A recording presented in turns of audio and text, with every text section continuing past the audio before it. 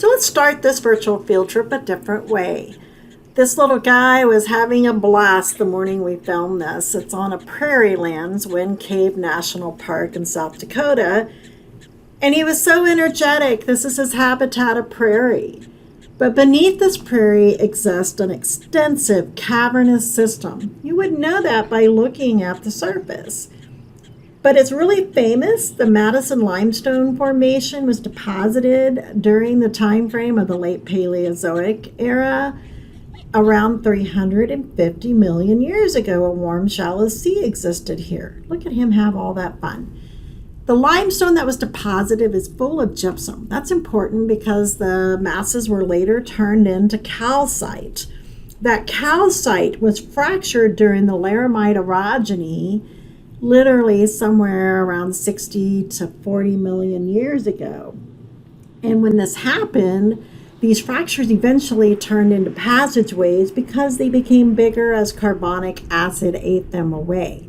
You can also see prairie dogs here.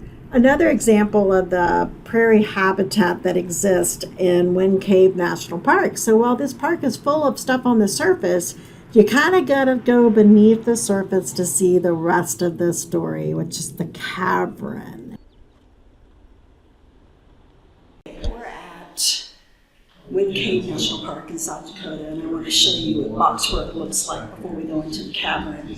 And this is a dissolution cavern, meaning calcium carbonate-based limestone has been basically dissolutioned out by carbonic acid. And what happens is the fractures and lines and joints in the limestone fill up with calcite, creating boxwork. And that's what we're going to see. This has the highest concentration of boxwork anywhere in the world for caverns. We'll see you at the next stop.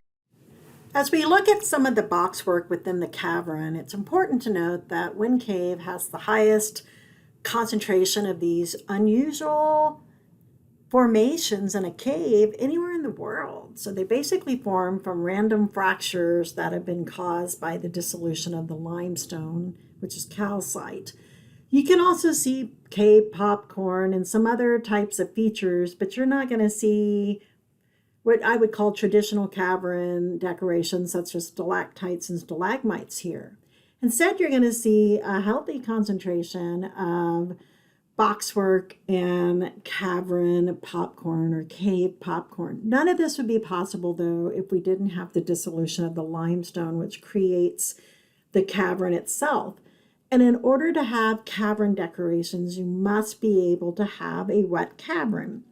So part of the story of Wind Cave is the system probably never had a river that ran through it. Instead, it got wet and the fractures held that water, and the water began to eat away the fabric of the limestone around those fracture edges until it made passageways, which created extensive caverns known as Wind Cave. More to come. See you at the next stop. Bye.